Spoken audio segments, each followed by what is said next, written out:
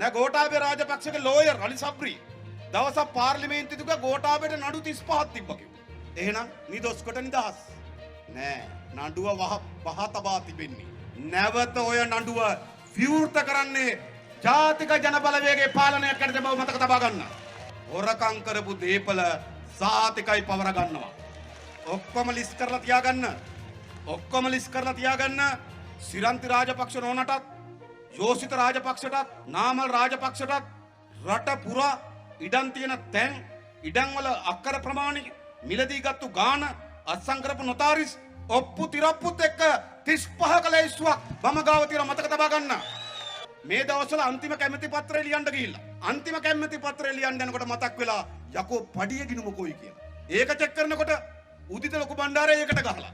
ඉතින් ගෝඨාභය නිකන් දෙනවා කිව්වහම නිකන් දීමේ පප්පා සජිත්නේ සජිත් කල්පනා කරා නිකන් දෙනවා නම් ගෝඨාභය පප්පා වෙච්චි සජිත් ඔක්කොටම නිකන් දෙනවා කිව්වා. නැත්තම් මේ ගෝඨගේ අටමගල කාබනික නිසා නෙවෙයි මේ වී ඇට ටිකවත් ආවේ. මොකද කියන්නේ? ඒ නිසා ගෝඨාභය රාජපක්ෂ මේ යල් කන්නේ මේ රටේ ජනතාව කන්නේ මේ රටේ පස්ත අපි යන්නේ ගෝඨාභයගෙන්. තව මොනවද කරන්නේ මේ පැත්තේ? යටිපතුල් ලිඹිනවා. රැට මුර කරන්න ගෙදර එනවා. ස්විච් එකක් ඔබලා ගැබිනියම්ම හොඳින්ද කියලා බලනවා. කිව්ව නේද? මෙහෙම රටක් හදන්න පුළුවන්ද? නේද? එයා යාල වන උද්‍යානයේ ඇතුම් බලනවා. රැට අලිමන්තර පාඩම් කරනවා. ඔන්න පුතා. මොකද කරේ? අද අලුත් වේදනාවක් ඇවිල්ලා.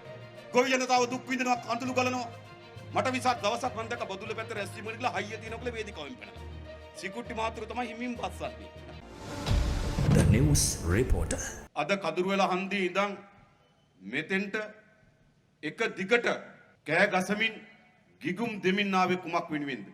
පළමු කරුණ තමයි අද අපේ රටේ පීඩාවෙන් පීඩාවට පත් වී තිබෙන ගොවි ජනතාවගේ ගැටලු වලට හඬ ගහලා කෑ ගහලා කියනවා නෑසුණුකම් ඉන්න ගෝඨාභය රාජපක්ෂටත් යගේ ආණ්ඩුවටත් මේ ජනතාවගේ ගොවි ගැටලු වලට වහාම විසඳුම් දෙන්න කියලා. ඒක එක ඉල්ලුමක් අපි. ඊළඟ හැබැයි අපි දන්නවා දැන් දීර්ඝ කාලයක් තිස්සේ කන්න දෙක තුනක් තිස්සේ අසාධාරණයට විරුද්ධව මේ කුසිකරණ ඇමතියට මේ ආණ්ඩුවට ජනාධිපතිට එරෙහිව විශාල උද්ඝෝෂණ කරා. කරේ නැද්ද? කොච්චර කරාද? කුඹුරගාව කරනවා, එළවලු කොටුවේ කටනවා, දඹුල්ලේ බහැලා කරනවා, පොළගාවට ගිහිල්ලා කරනවා. මේ හැමතැනම ගොවි ජනයා පාරට බහැලා තමන්ගේ අඳෝනාව කියනවා. හැබැයි මේ ජනාධිපතිවරයා ඒ කිසිදු අඳෝනාවකට කිසිදු ඉල්ලීමකට ඇහුම්කන් නොදෙන හිරිවැටුණු නායකයෙක්. දැනෙන්නේ නැහැ, ඇහෙන්නේ නැහැ, පේන්නේ නැහැ. එහෙම නායකයෙක්. එහෙනම් මොකද්ද කරන්න ඕන? එකක් අපි අපේ සාධාරණ ඉල්ලීම් දිනා ගැනීම සඳහා අපි සටන් කරන්න ඕන.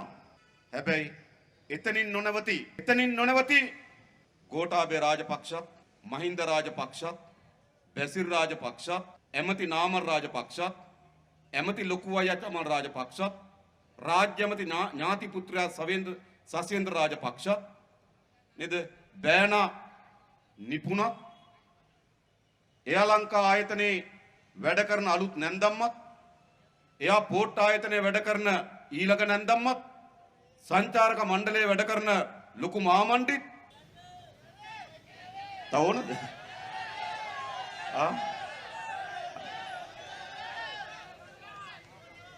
තානාපති කාර්යාලවල තානාපතිකම් දූර දරන මහින්ද මහත්තයාගේ මස්සිනක්, ඇමරිකාවේ කොන්සල් ජනරාල්වරි හැටියට වැඩ කරන ඇයගේ සහෝදරියත්, පවුලක් කේන්ද්‍ර කරගෙන තියෙන මේ ආණ්ඩුවත්, ජනතාව දුකින් දුකට පීඩාවට පත් කරන මේ ආණ්ඩුවත් පළවා හැරීම සඳහා තමයි මේ ජනගඟ අද එක්රැස් වෙලා සිටින්නේ.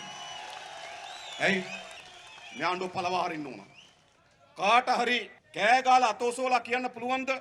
එක සාධකයක් මේ ආණ්ඩුව තියාගන්න ඕන. එකක් තියෙනවද?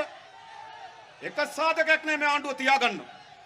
රටකටත් ජනතාවකටත් කරන්න පුළුවන් සියලුම පන්නේ විපත්තීන්, තියන්න පුළුවන් සියලුම වර්ගයේ විනාශයන් අද මේ පාලකයන් අපේ රටටත් අපේ රටේ ජනතාවට සිදු කරලා ඉවරයි. කවුද සතුටින් ඉන්නේ? ඒගොල්ලෝ විතරයි. පොදු ජනයා දුක්ඛ පීඩාවට පත් වෙලා තිබෙනවා. එහෙම නෙවෙයි අද රටේ තත්ත්වය. ගොවි ජනතාව අද විශාල පීඩාවකට පත් වී තිබෙනවා. මේ මහ පොළොවත් එක දිවාරය නොබලා අත්සද්දලා ආහාර පාන ටික නිෂ්පාදනය කරපු තමන්ගේ ආදායම් මාර්ග උපයාගත්තු තමන්ගේ දුවට දරුවට පුතාට කණ්ඩ බොණ්ඩ බත වේල සපුරලා දීපු ගොවි ජනයා අද කුඹුරට ගිහිල්ලා කනාටු වෙච්ච කුඹුර දිහා බලාගෙන පීදෙන්නේ නැති ගොයම දිහා බලාගෙන අලබහින් නැති ලුණු වගාව දිහා බලාගෙන අලේරෙන්නේ නැති අර්ථාපල් වගාව දිහා බලාගෙන මොකද සිද්ධ වෙලා තිබෙන්නේ? සෑම ගොවි ජනතාවටම අදව හූල්ලමින් ජීවත් වෙන්න වෙලා තිබෙනවා. ඒ නිසා මේ ජනතාව මොකද්ද කරන්න ඕන? මේ ගොවි ජනතාව පීඩාවට පත් කරපු මේ ආණ්ඩුව පළවා හැරීම සඳහා ගොවි ජනතාව පෙළගස්සන්න ඕන, සංවිධානය වෙන්න ඕන, පෙරට ගේන්න ඕන. ඒ වැඩේ අපි දැන් කරන්න ඕන. ඒ විතරක්ද? පහුගිය කාලේ කොවිඩ් වසංගතය හේතු කොටගෙන පාසල් දීර්ඝ කාලයක් වහලා තිබ්බා. සමහර දරුවෝ පළවෙනි පන්තියට ඇතුල් වුණා. දෙවෙනි පන්තියට ගියා එක දවසක්වත් ඉස්කෝලේ යන්නේ නැතුව. විශ්වවිද්‍යාල දරුවෝ පළවෙනි වසරට ඇතුළත් වුණා. දෙවෙනි වසරේ මැද භාගයක් විතර ගියා එක දවසක් විශ්වවිද්‍යාලයට යන්නේ නැතුව. මුළු අධ්‍යාපනය කඩා වැටුණා. මේ රටේ පුරවැසියන්ගේ නේද හැම කෙනාම කල්පනා කරා අඩුමතරමේ දරුවන් අධ්‍යාපනය කඩා වැටෙනකොට ලෝකයේ හැම රටක්ම අලුත් තාක්ෂණයේ නව ක්‍රමවේදයන් හරහා ඒ දරුවන්ගේ අධ්‍යාපනය පවත්වාගෙන යන කටයුතු කරා. අපෙත් පටන් ගත්ත ඔන්ලයින් අධ්‍යාපනය කියලා. හැබැයි දරුවෝ සියඹලාගස් උඩ, ගල් උඩ, වැව් බැමි උඩ සිග්නල් එනකන් ෆෝන් එක අරගෙන එහෙට කරගෙනවා මෙහෙට කරගෙනවා. එහෙම සිද්ධ වුණේ නැද්ද? ඒකයි සිද්ධ වුණේ. දරුවන්ගේ අධ්‍යාපනය දීර්ඝ කාලයක් කඩා වැටෙමින් තිබෙනවා. ඒකට කිසිදු විසඳුමක් හොයලා දුන්නේ නැති පාලකයෝ. අද අපේ රටේ ඉගෙනගත්තු දරුවෝ විශාල ප්‍රමාණයක් ඉන්නවා. ඔවුන්ට හරියම රස්සාවක් හදාගන්න ආර්ථිකයක් නිර්මාණය කරන්න බැරි වෙච්ච පාලකයෝ. අපේ රටේ නීතිය විධානයේ ආධිපත්‍ය මුළුමනින්ම කඩා වැටලා තිබෙනවා. පොලිසිය මහත්යට තමන්ගේ අතේ ගහලා තියෙන පටියට පපුවේ කරේ ගහලා තියෙන තරුවට නිසි ගෞරවය සහිතව රාජකාරී කරන්න බැරි රටක් හදලා තිබෙනවා. කඩේට ගියොත් බඩු ටික අද පොලිමේ නැති වෙන තත්ත්වයක් ඇති වෙලා තිබෙනවා. බලන්න. ගෑස් පෝලිං ඇති වෙලා තිබෙනවා. ඩීසල් පෝලිං ඇති වෙලා තිබෙනවා. විශාල කිරිපිටි හිගයක් තිබෙනවා. රට සියල්ල කඩා වැටලා තිබෙනවා. දැන් රට ආරක්ෂා කරන්න කියලා ආපු නායකයා පෙට්‍රල් සෙඩ් ආරක්ෂා කරන්න දානවා. පොලිසිය මහත්තුරු. ගෑස් පෝලිං ආරක්ෂා කරන්න දාන පොලිසිය මහත්තුරු. පොලිසිය මහත්තය නේද රාජකාරී වෙලාවේ සෙඩ් එක මුර කරන්න පොලිමේ අවසට ගෙදර ගෑස් එකක් ගෙනියන්න පොලිමේ. පොලිසිය මහත්තයා දෙපාරක් පොලිමේ. මේකනේ වෙලා තියෙන්නේ. රටේ සියලු ශේස්ත්‍රයන් සියලු ජනතාව පීඩාවට පත් කරලා තිබෙනවා. දැන් අපි මොකද කරන්න ඕන? අපි අපේ වේදනාව, අපි අපේ දුක්ඛදායි තත්වයේ රටට වෙලා තියෙන දේ, ජනතාව පත් වෙලා තිබෙන පීඩාව පිළිබඳව අපි දැන් ඕනෑවටත් වඩා වැඩියෙන් දන්නවා. අපි අද අත්විඳලා තිබෙනවා. කුඹුරට ගියපුවාම අපිට ඒක පේනවා. කුස්සියට ගියපුවාම මේක අපිට පේනවා. පොළට ගියපුවාම මේක අපිට පේනවා. කඩේට ගියපුවාම මේක අපිට පේනවා. පාරට බැහැපුවාම මේක අපිට පේනවා. හැම තැනම මේ පීඩාවෙන් දුක් වේදනාවෙන් මේ රට කඩා වැටිලා තිබෙනවා. ඒ නිසා තවදුරටත් ඕනා මේ පීඩාව ගැන, වේදනාව ගැන, මේ ඇති වී තිබෙන විනාශය ගැන කතා බහ කිරීම පමණක්ම නෙවෙයි. දැන් අපිට ඕන මොකද්ද? දැන් අපි මේ වේදනාව දන්නවා. දැන් අපිට ඕන මොකද්ද? අපිට දැන් අවශ්‍යයි මේ පීඩාවට පත් කළද පාලක කණ්ඩායම් පළව හැරලා මේ රටේ ජනතාවට සාධාරණ ජීවිතයක්, මානසික නිදහසක් තිබෙන ජීවිතයක්, ආර්ථිකය ශක්තිමත් වන ජීවිතයක්, තමන්ගේ දරුවන්ගේ අනාගතය පිළිබඳ විශ්වාසවන්ත ජීවිතයක්, තමන්ගේ දරුවන්ගේ අනාගතය පිළිබඳ අපේක්ෂාවක් තිබෙන ජීවිතයක්, තමන්ගේ දරුවන්ගේ අනාගතය පිළිබඳ සිහින දකින ජීවිතයක් අරන් දෙන්න ඕන රටක් අපි හදන්න ඕන. හදන්න ඕනේ නැත්නම් රටක්. හදන්න ඕනේ නැත්නම් රටක්. අපි හදන්න ඕනේ රටක්. ඒ නිසා පළමු පියවර අපිට දැන් ප්‍රධාන වැඩ දෙකක් තියෙනවා. එකක් නෙවෙයි අපිට වැඩ දෙකක් තියෙනවා. පළවෙනි වැඩේ මොකද්ද? පළවෙනි වැඩේ මේ පාලක කණ්ඩායම් පළවා හරින්න ඕන. පළවා හරින්න ඕන. ඕන නැත්ද? මෙතන පහුගිය ජනාධිපති වර්ණෙදිත් මහා ඡන්දෙදිත් ගෝඨාභය ජනාධිපති කරන්න, මහින්ද රාජපක්ෂ අගමැති කරන්න ඡන්දෙ දීපුවා ඉන්නව නේද? නෑ දීපුවා ඉන්නවා. ඔව් නේද? මොකද මේ වැඩේ කරන්න නම් මොකද්ද වෙන්න ඕන? මීට පෙර ඒ අය බලයට ගේන්න කටයුතු කරපු ජනතාව අපි හම්බ වෙන්න ඕන. නේද? ඡන්දෙ දුන්නනේ. ඔව්. අපි දැන් ඒගොල්ලෝ හම්බ වෙන්න ඕන. ඒගොල්ලෝ එකතු කරගන්න ඕන. අද අපි දන්නා මෙතන දහස් සංඛ්‍යාත ජනතාව අතර මේ ගෝඨාභයගේ ආණ්ඩුව බලයට ගේන්නත් මහින්ද අගමැතිපුටිය වාඩි කරවන්නත් ඡන්දෙ දීපු වැඩ කරපු විශාල පිරිසක් ඉන්නවා. දුන්නනේ. වැඩ කරානේ. දැන් මොකද කියන්නේ? දැන් මොකද කියන්නේ? දැන් යවන්න ඕන. යවන්න මොකද කරන්න ඕන? මෙතෙක් වෙන දේශපාලන පක්ෂවල ඡන්ද දීපු වෙන දේශපාලන පක්ෂත් එක්ක වැඩ කරපු සියලු ජනතාව එක දේශපාලන වේදිකාවකට ගෙනීම සඳහා අපි දැන් වැඩ කරන්න පටන් ගන්න ඕන. ඒ වැඩ අපි කරන්න ඕන. එනිසා අපි නේද විශේෂයෙන් ගොවි ජනපදවල නගරවල වැඩේ ගොඩක් හොඳයි. රාජ්‍ය ආයතන වලත් වැඩේ ගොඩක් හොඳයි. හැබැයි රාජපක්ෂ මහත්තයලා හැමදාම කප් ගැහුවේ කොහෙන්ද? හැමදාම කප් ගැහුවේ කොහෙන්ද? ගමේ ගොවි ජනතාව ගාවට ගිහිල්ලා. එක වෙලාවක ජාතිය අනතුරේ කියලා කියනවා. තව වෙලාවක රට අනතුරේ කියලා කියනවා. තව වෙලාවක ජාතියේ පියා කියනවා. තව වෙලාවක පොහොර නිකන් දෙන්නම් කියනවා. නේද? මේ විදියට ගොවි ජනතාව රැවටීමකට භාජනය කරා මේ පාලකයෝ. හැබැයි දීර්ඝ කාලයක් දැන් වසර කීපයක් මේ පාලකයන්ගේ ආණ්ඩුව හදන්න වැඩියෙන්ම දරදිය ඇද්ද මේ රටේ ගොවි ජනතාව. නේද? පෞගිය මහ ඡන්දේ විශාල කප් ගහලා තමයි මේ පොළොන්නරුවේ ආසන දිනුවේ. පෞගිය ජනාධිපති ඡන්දේ විශාල කප් ගහලා තමයි මේ පාලකයෝ දිනුවේ. එනිසා අපිට යවන්න ඕන තමයි. හැබැයි යවන්න මොකද කරන්න ඕන? මීට පෙර වෙන ව්‍යාපාර වලට වැඩ කරපු වෙන පක්ෂ වලට වැඩ කරපු ජනතාව අම්මලා තාත්තලා සහෝදර සහෝදරියන්ට අපි ආරාධනා කරන්න ඕන මේක තමයි වේදිකාව එකතු වෙන්න ඕන වේදිකාව කියලා. නේද? මේකත් වෙලා ඉන්න දහස් සංඛ්‍යාත ඔබ මාසයක් දෙකක් ගමට ගිහිල්ලා අනිත් පාක්ෂිකය හම්බ වෙලා තියෙන දේ කියලා මේ වෙලා තියෙන දේ නිදහස් වෙන පාරක් කියලා එකතු කර ගැනීම සඳහා පෙරවීරිය දරුවොත් අපිට මේ වැඩේ කරන්න පුළුවන්. මොකද කියන්නේ? මොකද කියන්නේ? ලෑස්තිද? අල්ලපු ගෙදරට කතා කරන්න ඕන. ගමේ අනිත් කෙනාට කතා කරන්න ඕන. ගොවිපලේදී කතා කරන්න ඕන. කඩ මණ්ඩියේදී කතා කරන්න ඕන. බස්රියේදී කතා කරන්න ඕන. ඥාතියට කතා කරන්න ඕන.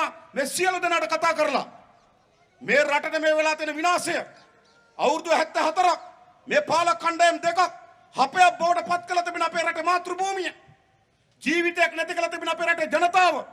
මොකද්ද මේ ජීවිතය? හරියමං ආහාර වේලක් නැහැ. දරුවන්ට අධ්‍යාපනයක් නැහැ. නිරෝගී සම්පන්න ජීවිතයක් නැහැ. නිදාසයින්න නිවසක් නැහැ. මානසික සුවයක් නැහැ. කරදර ගොන්නක් කරපින්නාගෙන ඉන්න මිනිස්සු ජන සමූහයක් ඉන්නවා. එහෙම නෙවෙයිද? හරියමං ආහාර වේලක් තියනවද? දරුවට හොඳ අධ්‍යාපනයක් තිබෙනවද? හොඳ නිරෝගී සම්පන්න ජීවිතයක් තිබෙනවද? ලෙඩ කඳම් බවට පත් වෙලා තිබෙන අපේ රටේ ජනතාව. දුක් පීඩාවට පත් වෙලා තිබෙන අපේ රටේ ජනතාව. මානසික නිදහසක් තිබෙනවද?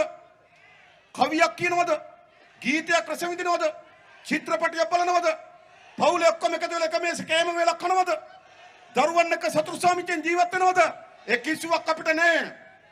අපි නිකම් පරඬල් වගේ ජීවිත. ඔහෙ ඉපදෙනවා. ඔහෙ මොනවා හරි කරනවා. ඔහෙ මැරලා යනවා. ඔන්න අපේ ජීවිත.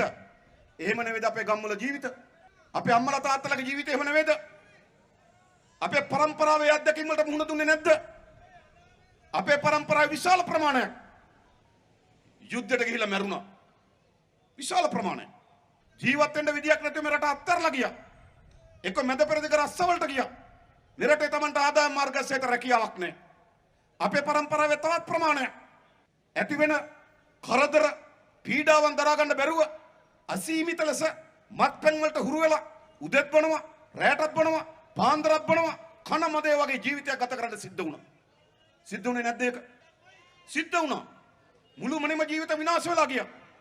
දරුවෝ තාත්තා අතර සම්බන්ධය බිඳුණා. දරුවෝ අම්මලා අතර තියෙන සම්බන්ධය බිඳුණා. ස්වාමියා සහ බිරිඳ අතර තියෙන සම්බන්ධය බිඳුණා. අපි ඔහේ පාවෙන මිනිස් දූවිලි බවට පත් වුණා.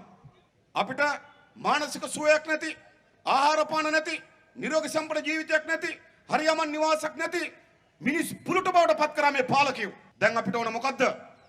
අපිට ඕන මේ රටේ ජනතාවට මේට වඩා හොඳ ජීවිතයක් උරුම කර දීම සඳහා සටනක් තිබෙනවා අපිට. අන්නේ කාර්යභාරය තමයි අපිට දැන් ඉටු කරන්න ඕන. ඒ නිසා අපි අවුරුදු 74ක් අපේ මාතෘ භූමියත් අපේ රටේ ජනතාවත් මේ පීඩාවෙන් පීඩාවට පත් කළද මේ පාලක කණ්ඩායම් වලට රැහිව්වා. අපි ගම් සංවිධානය වෙන්න ඕන. ගොඩක් අය අපිට කියනවා සහෝදරයා ගොඩක් හොඳයි. හැබැයි ගම් වල ටිකක් මදි. ඔව්. මොකද කියන්නේ දැන්? දැන් මොකක්ද තත්ත්වය? දැන් හදලා තියෙන්නේ. බකමූණේ කොහමද? ඇලහැර කොහමද? වැලිකන්ද කොහමද? මැදිරිගිරිය කොහමද? රස්නායකපුර නේද? කොහමද? හොඳයිනේ. වැඩේ හොඳයි. හැබැයි දිඹුලාගල මොකද? එලකිරි. හොඳයි. හැබැයි තව එකතු කරන්න ඕන. අපි බහින්න ඕන ගමට. අපි ඇස් ඉදිරිපිට වෙලා තියෙන මේ විනාශය. අපි ඇස් ඉදිරිපිට අපේ දරුවන් මේ පත් වෙලා තියෙන පීඩාව. අපි ඇස් ඉදිරිපිට අපේ රටේ මාතෘ භූමිය මුහුණ දී තියෙන අනතුරු. අපි ඇස් ඉදිරිපිට අපි ඉපදෙනකොට තිබුණු සම්පත්. ඉන්දියාවට, චීනට, ඇමරිකාවට තරඟට විකුණන මේ ආණ්ඩුව. දෙරෙහිව ජනතාව තව සංවිධානය කරන්න ඕන. තව ගමට බහින්න ඕන. එකතු වෙන්න ඕන. අපි ඔක්කොම එකතු වෙලා අපි ආණ්ඩුවක් හද මොකක් වෙනුවෙන්ද? මේ රට ගොඩනගන ආණ්ඩුවක්, ජනතාවගේ ජන ජීවිත සුවපත් කරන ආණ්ඩුවක් අපි හදන්න ඕන. අන්න ඒ වෙනුවෙන් තමයි අපි මේ වැඩේ පටන් අරන් තිබෙන්නේ. නේද? පාරට බහලා පෝරත් ඉල්ලමු. පාරට බහලා වන්දිත් ඉල්ලමු. පාරට බහලා යල් කන්නේ වගා කරන්න පොහොරත් ඉල්ලමු. හැබැයි එතනින් අතර වෙන්න බෑ. අපේ රට ගොඩනගන්න, අපේ රටේ ජනතාව සුවපත් කරන්න, මීට වඩා සුන්දර ජීවිතයක් අරගෙන දෙන්න, මීට වඩා ලස්සන ජීවිතයක් අරගෙන දෙන්න, මීට වඩා සුන්දර රටක් නිර්මාණය කරන්න, මීට වඩා සමගියෙන් ඉන්න රටක් නිර්මාණය කරන්න, අපරාධ අඩු වුණු රටක් නිර්මාණය කරන්න, නීතියේ විධානයේ ආධිපත්‍ය සාධාරණ ඉටු වෙන රටක් නිර්මාණය කරන්න, වංචාවේ දූෂණයට තිත තියෙන රටක් නිර්මාණය කරන්න, වංචනිකයන්ට දූෂිතයන්ට දඬුවම් දෙන රටක් නිර්මාණය කරන්න, වංචනිකයන්ගේ දූෂිතයන්ගේ දේපල පවර ගන්න රටක් හදන්න ඕන අපි. කරන්න ඕන. අන්න ඒ වෙනුවෙන් අපි හොඳ ආණ්ඩුවක් හදමු. හොඳ ආණ්ඩුවක් හදමු. ඊට පස්සේ ආණ්ඩුව හැදුවාම මීටත් වඩා වැඩේ ලොකුයි. ඊට පස්සේ තියෙන්නේ මොකද්ද? අපි ඔක්කොම පොරබදමු. මේ රට ගොඩනගන්න. තමුන්නාන්සලා ලෑස්ති නැද්ද? තමුන්නාන්සලාගේ නාටු බවට පත් වෙලා තියෙන කුඹුරට බැහැලා නැවත ශාස්ත්‍රීය ගොවිපළ බවට වර්ධනය කරන්න සූදානම්ද? අන්න ඒක අවශ්‍යයි. මේක නිකන් කොට ගන්න බෑ. ගොවි ජනතාව මොකද කරන්න ඕන? තමන්ගේ ගොවි බිම් වලට ගිහිල්ලා ඒවා අස්සද්දලා මහා දවන්ත නිෂ්පාදනයක් රටට ගෙන එන්න ඕන. අන්න ගොවි ජනතාව මේ වැඩේ කරනවා. දීවර ජනතාව මහා මුහුදු යන්න ඕන. දවන්ත මහා සාගරයක් තිබෙනවා. රට වගේ අටගුණයක මහා මුහුදක් තිබෙනවා. ඒ මහා මුහුදේ මහා මාළු සම්පතක් තිබෙනවා. ඒ මාළු සම්පත නෙලන්න ඕන. ආණ්ඩුවකට අවශ්‍ය වෙන තාක්ෂණය දෙන්නම්. ඒකට අවශ්‍ය වෙන වෙළඳපොළ හදන්නම්. ඒකට අවශ්‍ය වෙන ගබඩාකරණය හදන්නම්. ඒකට අවශ්‍ය වෙන කර්මාන්තය හදන්නම් ආණ්ඩුව. හැබැයි දීවර ජනයා ඒ මත්ස්‍ය සම්පත නෙලන්න පොරබදන්න ඕන. අපේ රටේ පොලිසිය මහත්තයා තමන්ට පැවරී තිබෙන රාජකාරිය නිසි පරිදි ඉටු කරන්න. සල්ලි තියනවද නැද්ද නෙවෙයි. දුප්පත්ද පොහොසත්ද නෙවෙයි. දුප්පත් පොහොසත් ભેදකින් තොරව සල්ලි තියනවද නැද්ද කියන ભેදකින් තොරව, ගමේද නගරද කියන ભેදකින් තොරව, දේශපාලකයාද සාමාන්‍ය මිනිහද කියන ભેදකින් තොරව අපේ රටේ නීතිය ඉටු කරන්න සමත් වෙන පොලිසියක් හොඳ නැද්ද? එහෙම එකක් ඕන නැද්ද? එහෙම එකක් අපි හදන්න ඕන. ඒතර පොලිසිය මාතෘ අපේ රටේ නීතිය සාමය ස්ථාපිත කරන්න බැදියක් වෙනවා.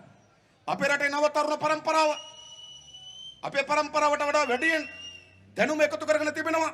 ලෝකයේත් එක්ක ගනුදෙනු තිබෙනවා. ලෝකයේත් එක්ක මහා තාක්ෂණය ඇතිවෙච්ච විප්ලවයන් එක්ක විශාල සංනිවේදන ගනුදෙනු තිබෙනවා. තොරතුරු ගලාගෙන එනවා. නව තාරුණ්‍යයක් තිබෙනවා.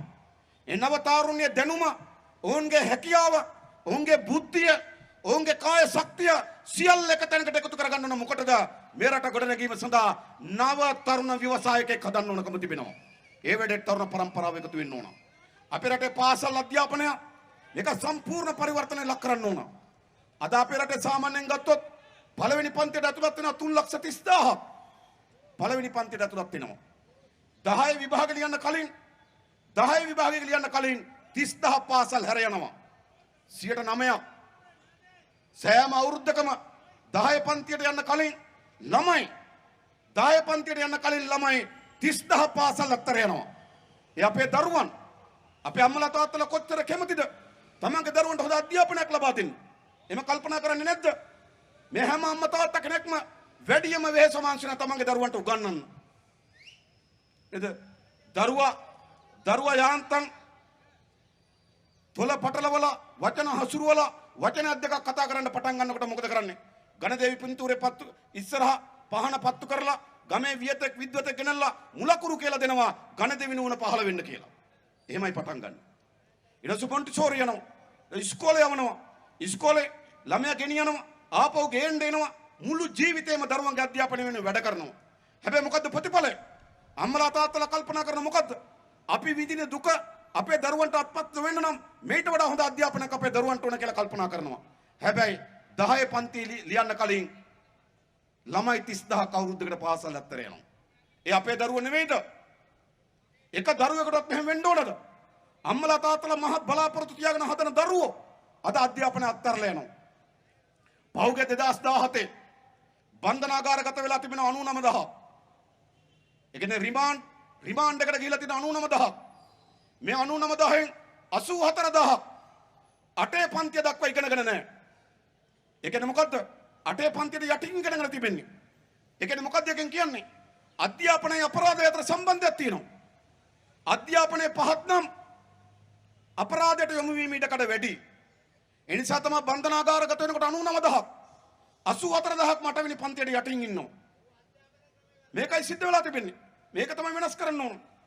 අපේ රටේ මාරාන්තික ලෙස කුඩු වලට මත්ද්‍රව්‍ය වලට බැහැවිච්ච අයගේ මාරාන්තික ලෙස මත්ද්‍රව්‍ය වලට රෝයින් වලට අසීස් වලට ආදී මත්ද්‍රව්‍ය වලට බැහැවිච්ච අයගේ 78ක් මත්ද්‍රව්‍ය වලට බැහැවිච්ච අයගෙන් 100 දෙනෙක් ගත්තොත් 78 දෙනෙක් සාමාන්‍ය පෙළ දක්වා ඉගෙනගෙන නැහැ. ඉගෙන අධ්‍යාපනයයි මත්ද්‍රව්‍ය අතර සම්බන්ධයක් තිබෙනවා. අපේ රටේ දුප්පත්භාවයේ අධ්‍යාපනය අතර සම්බන්ධයක් තිබෙනවා. ඒ නිසා මේ රට ගොඩනගනවා නම් අපේ දුව දරුවන්ට පැහැපත් අනාගතයක් හදන්න ඕන නම් අපේ දුව දරුවන්ට අපේක්ෂා සහිත අනාගතයක් හදන්න ඕන නම් අපේ දුව දරුවන්ට සීනියක් දකින අනාගතයක් හදන්න ඕන නම් අධ්‍යාපනයේ පුළුල් පරිවර්තනයක් කරන්න ඕන. අන්න ඒක අපි කරනවා. මතක තබා ගන්න. ඒ වැඩේ අපි කරන්න ලෑස්ති. අද අපේ රටේ පාසල් තියෙනවා 10,155ක්. පාසල් 10,155න් පාසල් 5,121කම ළමයි 200ට අඩුයි. පාසල් 1,439ක ළමයි 50ට අඩුයි. ඒක පාසලක්ද? අපේ ගම්වල පාසල් මොකද වෙලා තිබෙන්නේ? පාසල් වැහෙනවා. එමනේ පාසල් 5,121ක පාසල් වලින් හරියටකට වඩා ළමයි 200කට වඩා අඩුයි. පාසල් 1,439ක ළමයි 50ට වඩා අඩුයි. පාසල් 2,962ක ළමයි 100ට වඩා අඩුයි. ඉස්කෝල 2,962ක ළමු 100ට වඩා අඩුයි. ඒවා ඉස්කෝලද? නිවාසාන්තර තරගයක් තියෙන්න පුළුවන්. ඕලු මානෙල් නෙළුම් කියලා නිවාස තුන හැදුවා. එක නිවාසයකට 32යි අනිත් එකට 33යි අනිත් එකට 34යි. ඊට පස්සේ ඉතින් නේද ඔක්කොම දීවොත් එක. ඇයි එක තරගයට එක්කෙනයි. මේ අධ්‍යාපන කඩවටලා තිබෙන්නේ. ග්‍රාමීය පාසල් පද්ධතිය කඩවටලා තිබෙන්නේ. ඒ නිසා හැම අම්මා තාත්තා කෙනෙක්ම කල්පනා කරනවා. තමන්ගේ දරුවන්ට හොඳ අධ්‍යාපනයක් දෙන්න නම් නගරේ තියෙන ලොකු පාසලට කොහොම හරි දාගන්න ඕන. ඇමතිය පස්සේ යන්න ඕන ඔන්න මෛත්‍රීගේ ලියුම ඕන. මෛත්‍රී කියන ඡන්දෙ දුන්නද? ඡන්දෙ දුන්නා නම් ලියුම. පහුගිය කාලේ පේසලගේ ලියුම ඕන. ඕනද? පේසලගේ ලියුම ඕන. පේසල කියන ඡන්දෙ දුන්නද? ඡන්දෙ දුන්නා නම් ලියුම. මොකද්ද කරේ? ග්‍රාමීය පාසල් පද්ධතිය කඩාවැටෙව්වා. ප්‍රධාන පාසල් කීපයක් විතරක් ඉතුරු කරා. ඒ පාසල් කීපෙට යන්න മന്ത്രിයගේ ලියුම ඕන. മന്ത്രിයගේ ලියුම ගන්න ඡන්දෙ දෙන්න ඕන. ඌ ඇමති කරන්න ඕන ළමයි ඉස්කෝලේ දාගන්න. ඔන්න ප්‍රශ්නේ. එහෙම නෙවෙයිද සිද්ධ වෙලා තිබෙන්නේ? මෙන්න මේ තත්ත්ව අපි වෙනස් කරනවා.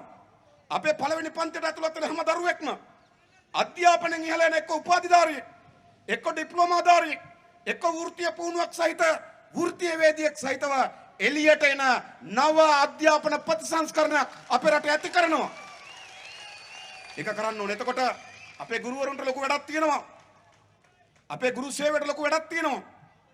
අපේ ගුරු සේවය අපේ ප්‍රධාන වෘත්තීන් 14ට ගේනවා. අපේ වෛද්‍යවරයා ප්‍රධාන වෘත්තීන් අතර ඉන්නවා. අපේ ඉංජිනේරුවරයා ප්‍රධාන වෘත්තීන් අතර ඉන්නවා. අපේ ගණකාධිකාරිවරයා ප්‍රධාන වෘත්තීන් අතර ඉන්නවා. අපේ ළමයිට අධ්‍යාපන දෙන ගුරුවරයා වෘත්තීන් අතින් පහලින්. වැටුපක් නැහැ, පාසුකම් නැහැ නේද?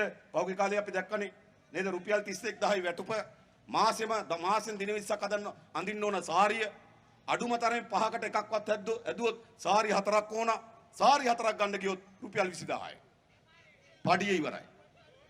ඉතින් කොහොමද ගුරු වෘත්තිය තියන්නේ? එනිසා අපේ රටේ ප්‍රධානම වෘත්තීන් 14ට අපි අපේ රටේ ගුරු වෘත්තිය ගේනවා. එනිසා ගුරු වෘත්තිය හොඳ සේවාවක්, හොඳ පාසල් පද්ධතියක්, දෙමව්පියන්ට බරක් වෙලා තියෙන අධ්‍යාපනය.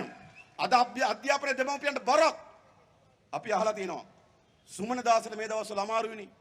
උසස් පෙළ කරන කොල්ලෙක් ඉන්නවලු. උසස් පෙළ කරන දරුවෙක් හිටියොත් ගෙදරට බරක්. සාමාන්‍ය පෙළ කරන දරුවෙක් හිටියොත් ගෙදරට බරක්. අද අධ්‍යාපනයේ දෙමව්පියන්ට බරක් වෙලා තිබෙන්නේ. හැබැයි දෙමව්පියන්ට බරක් වෙලා තිබෙන අධ්‍යාපනය ආණ්ඩුවේ වගකීමක් බවට අපි පරිවර්තනය කරන සලස්මක් අපි හදනවා. අධ්‍යාපන ආණ්ඩු ක්‍රම ව්‍යවස්ථාවේ මූලික අයිතියක් කරනවා. අධ්‍යාපනයේ ආණ්ඩු ක්‍රම ව්‍යවස්ථාවේ මූලික අයිතියක්. ඒකෙන් කියන්නේ මොකද්ද? ආණ්ඩු ක්‍රම ව්‍යවස්ථාවේ මූලික අයිතියක් අධ්‍යාපනය. ඒකෙන් කියන්නේ දරුවට පාසලක් නැත්තම් ආණ්ඩුවට විරුද්ධව නඩු දාන්න පුළුවන්. පාසලේ ඉංග්‍රීසි ගුරුවරයෙක් නැත්තම් ආණ්ඩුවට විරුද්ධව නඩු දාන්න පුළුවන්. පාසලේ අවශ්‍ය වෙන විද්‍යාගාරය නැත්තම් ආණ්ඩුවට විරුද්ධව නඩු දාන්න පුළුවන්. පාසලේ විද්‍යා ගුරුවරයෙක් නැත්තම් ආණ්ඩුවට විරුද්ධව නඩු දාන්න පුළුවන්. අන්න ඒ විදිහට ව්‍යවස්ථා සංශෝධනයක් කියනවා. එඳා පුරවැසියන්ට තමන්ගේ දරුවන්ට ආණ්ඩුව නිසි පරිදි අධ්‍යාපනයට පහසුකම් ලබා දෙන්නේ නැත්තම් ආණ්ඩුවට විරුද්ධව නඩු දාන්න පුළුවන් විදිහට ව්‍යවස්ථා නීති සම්පාදනය කරනවා අපි. ඇයි මේ රට ගොඩනගන්න අධ්‍යාපනය. එතකොට ගුරුවරු ළමයි ඊටම සතුටෙන් පාසලේ අධ්‍යාපනය හදාරනවා. ලස්සන රටක් අපිට ලැබිලා පේනවා. දීවරය මුහුදු යනවා, ගොවියා ගොවිපලට එනවා නේද? තරුණයා රස්සාවක් කරනවා, එයා කුඩා ව්‍යවසායකයෙක් ඇති කරනවා, පොලිසිය මාත්‍ය නීති ඊටු කරන්න වලි කනවා නේද? රටේ මහා ජාතික සම්පත් එකට අරගෙන මහා කර්මාන්ත පද්ධතියක් හැදෙනවා. රටේ මහා ජාතික නිෂ්පාදනයක් අපි උඩට ගේනවා. රට පිමි ගණනක ඉදිරියට ගෙනියනවා. මතක තබා ගන්න. මේ විනාශයට පත් වෙලා තියෙන රට ගොඩනැගීම සඳහා දිවාරය නොබලා වැඩ කරන්න ලෑස්ති ව්‍යාපාරයක් හැටියට අපි තමුන්නාන්සලට මේ ආරාධනය කරන්නේ. ධාතුසේන රජුරෝ අන්තිමේදී මොකද්ද කිව්වේ තමන්ගේ පුතාට? තමන්ටගේ පුතාට කිව්වේ මොකද්ද? කලාවේවෙන් වතුර දෝතක් අතට අරගෙන කිව්වා මේක තමයි මට තියෙන එකම සම්පත පුතේ කියලා. එහෙමනේ කිව්වේ. රජකම් කරත් අවසානදී ධාතුසේන රජුරෝ කියනවා මේක තමයි මට තිබෙන සම්පත පුතේ. එහෙම තමයි ශ්‍රේෂ්ඨ නරපතියන් අපේ වාරි කර්මාන්තය ඉටු කරේ. කලාවේ විදන් 39 දක්වා 70ක්ම 28ක් 70ක්ම ඩංගල බැස්ම සහිත මහා යෝධල නිර්මාණය කරපු ඉතිහාසයක් අපිට තිබෙනවා. ලංකාවේ තමයි විශ්වකොටුව තිබෙන්නේ. ඒක අපේ නිර්මාණය. මඩසොරව අපේ නිර්මාණය. මේ දෙවන්ත වාපි කර්මාන්ත අපේ නිෂ්පාදනය. මහා මධ්‍ය කඳුකරේ මහා දියලි ගලාගෙන යන දියලි ඔයවල් ගංගාවල් තැන්නෙන් ගරස් කරලා මා වේලි බැන්දා. මිනිපේ වේල්ල එහෙම එකක්. එහා පැත්තේ අංගම් මෙඩිල වේල්ල එහෙම එකක්. අපේ රටේ මහා වාපි කර්මාන්තයක් තිබෙනවා. ඒක අපේ රටේ කුස් කර්මාන්තයට වැදගත්. ඒ විතරක්ද? අපිට හොඳ වර්ෂාපතනක් තිබෙනවා. ඊශාන දිග මෝසම තිබෙනවා. නිර්ත දිග මෝසම තිබෙනවා. මෝසම් දෙකකින් වර්ෂාව ලැබෙනවා. ඔක්තෝබර් මාසේ 15 වෙනිදා මහා වැහි පටන් ගන්නවා. මේ ජලාශ ඔක්කොම පිරි ඉතිරි ගලනවා. ඉතාමත් හොඳ වැසි කලාපයක් අපිට තිබෙනවා. ඊට අමතරව සංහාන වැසි තිබෙනවා. මේ ඉතාමත් හොඳ ශාස්ත්‍රික මහ පොළොවක් තිබෙනවා. දේශගුණික කලාප 3ක් තිබෙනවා. නේද? මෙවැනි වියලි කලාපයක් තිබෙනවා. මැද කලාපයක් තිබෙනවා. සීත කලාපයක් තිබෙනවා. ලෝකයේ වෙන ඕනෑම වර්ග එළවලුවක් වගා කරන්න පුළුවන් ඉතාමත් හොඳ දේශගුණික කලාප 3ක් තිබෙනවා. ඒ වගේම පුරාතන ඉඳන් මේ මහ පොළොවත් එක්ක හැප්පිලා මේ මහ පොළොව අත්සද්දලා මේ මහ පොළොවෙන් අත්දැකීම් ගත්තු කුෂ්කර්මාන්තය යදුණු මහා ගොවි පරම්පරාවක් ඉන්නවා. ඒ ගොවි පරම්පරාවේ දරුවෝ අපි. එහෙම නෙවෙයිද? කම්මැලිද? මම දැක්කා බැසිල් රාජපක්ෂ කියන ගොවියා කියන්නේ වට්ටක් ඇට දෙකක් දානවලු කියලා කුඹුරට දාලා ඉවරලා මාස දෙකකින් ගිහලා වට්ටක් අකඩන් එනවලු. කිව්ව නේද? වට්ටක් ඇට දෙකක් කුඹුර දානවලු හේනට මාස දෙකකින් ගිහලා වට්ටක් අකඩන් එනවලු. ඔන්න බැසිල් රාජපක්ෂ. හැබැයි මේ ගොවියම්මලා තාත්තලා කොහොමද වැඩ කරන්නේ? උදේ නැගිටලා පිණි හින්දෙන්න කලින් කුඹුරට එනවා. කුඹුරට ගිහලා එක වැඩ කරන්න පටන් ගන්නවා. ඊට පස්සේ රෑ 7 විතර වෙනකොට ලන්තෑරුම් පත්තු කරගෙන කුඹුරට අලියලවන්න එනවා. දිවා රෑ නොබලා වැඩ කරනවා. එහෙම වැඩ කළා තමයි මේ මහ පොළොව ඇස්සද්දුවේ. එහෙම අස්සද්දන්න පුළුවන් හොඳ ගොවි ජනතාවක් ඉන්නවා. මොන පැත්තෙන් බැලුවත් කුෂිකර්මාන්තය දිනු කරන්න පුළුවන් රටක්. කුෂිකර්මාන්තයෙන් ඉස්සරහට යන්න පුළුවන් රටක්. හැබැයි ඒ රටට මොකද වෙලා තිබෙන්නේ? පිට රටින් හාල් ගේනවා. මේ ඊයේ පෙරේදා චීනෙන් මෙට්‍රික් ටන් 2000ක් දීලා. චීනෙන් හාල් මෙට්‍රික් ටන් 2000ක් දීලා. මහින්ද රාජපක්ෂ මහත්තයා හැරෙන තැපැලේ ලියුමක් අරලා බොහොම ස්තුතියි මෙට්‍රික් ටන් 2000ක් අපිට හාල් දුන්නට. මෙට්‍රික් ටන් 2000ක් කියන්නේ කොච්චරද? දවසකට වේල් තුනට වන මෙට්‍රික් ටන් 6500ක්. 2000ක් කියන්නේ එක වේලක හාල්. එක වේලක හාල් දුන්නාම චීනෙන් මහින්ද මහත්තයා වඳිනවා. හරිද? ඊට පස්සේ මොකද කරන්නේ? මියන්මාරෙන් හාල් ගේනවා. බන්දුලු ගණවර්ධන පහුගියදා කැබිනට් පත්‍රිකාවක් දැම්මා. මියන්මාරෙන් මෙට්‍රික් ටන් ලක්ෂ 3ක් හාල් ගේන්න. ඒකෙනුත් ගහලා. මියන්මාරේ පත්තරවල යනවා. වෙන රටවල් වලට මෙට්‍රික් ටන් එකක් දුන්නේ $350ට ලංකාවට දුන්නේ 450ට. ඒකෙනුත් ගහලා හොඳේ. ඩොලර් ලක්ෂයක් ගේනකොට මෙට්‍රික් ටන් ලක්ෂයක් ගේනකොට නේද? එක මෙට්‍රික් ටන් එකකින් $100යි මෙට්‍රික් ටන් ලක්ෂයෙන් $100 ලක්ෂ 100යි. හිතන්නකෝ. $100 ලක්ෂ 100යි කියලා කියන්නේ නේද? ඩොලර් මිලියන 10යි. ඩොලර් මිලියන 10 කියලා කියන්නේ රුපියල් මිලියන 30000යි. රුපියල් මිලියන 30000 කියලා කියන්නේ කෝටි 300යි. ඉතින් මෙට්‍රික් ටන් ලක්ෂ 3ක් ගේනකොට කෝටි 900යි. එහෙමයි ගහන්නේ. මේ කුඹුරු කනාටු කරලා හාල් ගේන්න වැඩේ හදලා ඒකනුත් ගහනවා. ඩුබායි වලින් මුංගට ගේනවා. ඕස්ට්‍රේලියාවෙන් කුරක්කන් ගේනවා. මෙහෙමනේ සිද්ධ කළා තිබෙන්නේ. මේ ඉතාමත් පෝෂ්‍යදායි ආහාර වේලක් නිෂ්පාදනය කරන්න පුළුවන් රටක්. ඉතාමත් සාරවත් මහ පොළවක්. ජල බාධකන්න වගා කරන්න පුළුවන් රටක්. අතරමැදි කන්නකොත් වගා කරන්න පුළුවන් රටක්. එහෙම රටක ආහාර විශාල ප්‍රමාණයක් පිටරටින් ගේන්න සිදු වී තිබෙනවා. ඒ විතරක්ද? ආහාර නැති වෙලා විතරක් නෙවෙයි ගොවි ජනයාගේ ජීවිතේ බිඳ වටලා තිබෙනවා. පොහොර කඩේට නැහැ. අද බැලුවොත් ගෙවල් වලට ගිහිල්ලා නේද? ඉතුරුනොත් ඉතුරු වෙයි නෝනාගේ අතේ තියෙන මඟුල් මුද්ද විතරක්. ඒකත් නැද්ද? ඒකත් නැහැ. අනිත් ඔක්කොම කොහෙද තියෙන්නේ? බැංකුවේ උකස්පඩු කඩේ. ගෙදර තියෙන රත්තරන් බඩු ටික උකස්පඩු කඩේ. ට්‍රැක්ටරේ නගුලත් උකස් කරනවා. වතුර මෝටරේ බට ටිකත් උකස් කරනවා. එහෙම වෙලා නැද්ද? මොකද්ද වෙලා තියෙන්නේ? ඉතින් වතුර බට උකස් කරලා කණ්ඩ වෙලා නම් මගුල් මුද්ද උකස් කරලා කණ්ඩ වෙලා නම් මොකද්ද වෙලා තියෙන්නේ? ඒ නිසා ආහාර නිෂ්පාදනය කඩාවටලා විතරක් නෙවෙයි ගොවි ජනතාවගේ ජීවන තත්ත්වයක් කඩාවටලා. ඒ විතරක්ද? අපේ රටේ අධ්‍යාපනය ගත්තොත් අද අධ්‍යාපනයේ පහළින්ම ජීවත් වෙන්නේ ගොවි අම්මා තාත්තගේ දරුවෝ. අද නිරෝගී සම්පන්න ජීවිතයක් නැත්තේ වැඩිම ලෙඩ රෝග වලින් පෙළෙන්නේ කවුද? වකුගඩු රෝගයෙන් පෙළෙන්නේ කවුද? හෘදයාබාධ රෝගයෙන් පෙළෙන්නේ කවුද? දියවැඩියා වලින් පෙළෙන්නේ කවුද? විවිධ රෝග වලින් පෙළෙන්නේ කවුද? ගොවි ජනතාව. විශාල මානසික පීඩාවට පත් වෙලා ඉන්නේ කවුද? සාමාන්‍යයෙන් ගත්තොත් එක අවුරුද්දකට අපේ රටේ සිවිදි විහානි කරගෙන තියෙන 3000 බෙල්ලේ වල දාගෙන හෝ ලිඳට පැනලා හෝ වස බීලා හෝ මැරෙනවා. කවුද වැඩිපුර? වස ගහලා මැරෙන්නේ කවුද වැඩිපුර? ගොවියෝ. ආහාර පානක් නේ. දරුවන්ට දිහා බලාගෙන ඉන්න බෑ. මානසික පීඩාවක් වෙලා තියෙනවා. ණය ගෙවා ගන්න විදියක් නැහැ. කුඹුරු කස් තියලා බැංකුවෙන් ලියුම් කිනවා දරා ගන්න බෑ. වස කුප්පිය ගහනවා මැරෙනවා. එහෙම වෙලා නැද්ද? ඒ නිසා පීඩාවට පත් වෙලා තියෙන ගොවි ජනතාව. අද පෞගේ කාලේ පුරාම අටමංගලක හැදුවා සූත්‍ර මූල්‍ය ණය යෝජනා ක්‍රම. හදලා මොකද කරේ? ගමේ ඉන්න කාන්තාව 10ක් විතර එකතු කරලා සූත්‍ර මූල්‍ය ආයතන ගේලා ණය දුන්නා. ණය දීලා කව මුරුක්කු බදින්න තාත්ති ගන්න කිව්වා. නේද? අල පෙටි කරන්න නේද? ගෑස් ලිපක් ගන්න කිව්වා. මෙහෙම දීලා දුන්න මොකද උනේ අන්තිමට? සූත්‍ර මූල්‍ය ණය ගෙවා ගන්න බැරි වුණා. අද අපේ රටේ පොළොන්නරුවේ ජනතාවගෙන් කාන්තාව කී දෙනෙක් මේ සූත්‍ර මූල්‍ය ණය පීඩාවෙන් බෙලිලා ඉන්නවද? කොච්චර ඉන්නවද? අද ගෙවා ගන්න විදියක් නැහැ. අමුතු ජාතිය පොලි.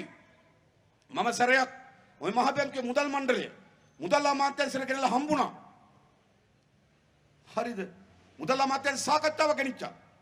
මේ සූත්‍ර මූල්‍ය ණය පිළිබඳව මම පාර්ලිමේන්තුව කතා කරාට පස්සේ ඒ වෙලේ මුදල් ඇමති මංගල සමරවීර එයා මහ බැංකුව මුදල් මණ්ඩලයත් එක්ක මට සාකච්ඡාවක් දුන්නා. ඒ සාකච්ඡාවේදී මම කිව්වා ලංකාවේ සාමාන්‍ය බැංකුවක පොලි අනුපාතකය රුපියල් 116ක් වෙනකොට 18ක් වෙනකොට 20ක් වෙනකොට සූත්‍ර මූල්‍ය වල ණය පොලි අනුපාතික 60ක් පනිනවා කිව්වා. ඒතර මහ බැංකුව නිලධාරීන් කිව්වා 60 නම් හොඳයි කිව්වා. 120ක් පනිනවා. 100ක් ගත්තාම පොලි 120ක් පනිනවා. ඉතින් විශාල සූත්‍ර මූල්‍ය ණයගුලකට හිර වෙලා තිබෙනවා. අද යාපනයේ දිස්ත්‍රික්කයේ සිවිදි විහානි කරගන්නගෙන් වැඩිම ප්‍රමාණයක් යාපනයේ දිස්ත්‍රික්කයේ සිවිදි විහානි කරගන්න ගායකෙන් වැඩිම ප්‍රමාණයක් ණය ගෙවා ගන්න බැරුව බෙල්ලේ වලදාගෙන මැරෙනවා. ඔන්න ඕකයි මෙතර ශාස්ත්‍රික මහ පොළොවක් තියෙන ජල මහ දෙකන්න වෙ පැහෙන අතරමැදි කන්නකොත් වගා කරන්න පුළුවන් මේ මහ පොළොවත් එක්ක හැප්පෙන ගොවි ජනතාවගේ ජීවිතයේ සමාජ ජීවිතය. ඒ නිසා මොකද කරන්න ඕන? මෙන්න මේ ඔක්කොම පැත්තෙන් ගත්තොත් මේක ගොඩ ගන්න ඕන. අපි ලෑස්ති අපේ රටේ ගොවි ජනතාවගේ ආර්ථික ශක්තිමත් කරන්න පමණක් නෙවෙයි ඔවුන්ගේ සමාජ ජීවිතය උසස් කිරීම සඳහා වැඩපිළිවෙලක් ඒ ක්‍රියාත්මක කිරීම සඳහා කැපකිරීම සහිත තමයි අපි තමුන්වහන්සේලා ආමන්ත්‍රණය කරන්නේ. මේ වැඩේ කරන්න ඕන. සාහතිකයි කරනවා. හැබැයි බලය ගැනීම සඳහා තමුන්වහන්සේලා වැඩ කරන්න ඕන. සාහතික වශයෙන් මේ වැඩේ කරන්න පුළුවන්. ඒ වැඩේ කරනවා. අපි මතක තබා ගන්න. මේ කියන්නේ කවුද? මේ කියන්නේ කවුද? ජනතා විමුක්ති පෙරමුණේ අපි. අපි කියන දේ කරන මිනිස්සු කරන දේ කියන මිනිස්සු මතක තබා ගන්න මේ හැම දෙයක්ම අපි කරන්න පුළුවන් පිළිබඳ විශ්වාසයක් තිබෙනවා. 2019 ජනාධිපති ඡන්දෙදී ගෝඨාභය රාජපක්ෂ මහත්තයා අනුරාධපුරයේ රජරට වේදිකාවෙන් නැගලා කිව්වා මට මේ අයියා එනකොට කතා කරලා කිව්වා ගෝඨාභය මල්ලි 350 ගන්න එපා නිකම්ම දෙන්න කිව්වා කියලා කෑ ගැහුවා. නේද? නිකන් දෙන්නම් කිව්වා. ඉතින් ගෝඨාභය නිකන් දෙනවා කිව්වහම නිකන් දීමේ පප්පා සජිත්නේ සජිත් කල්පනා කරා නිකන් දෙනවා නම් ගෝඨාභය පප්පා වෙච්චි සජිත් ඔක්කොටම නිකන් දෙනවා කිව්වා.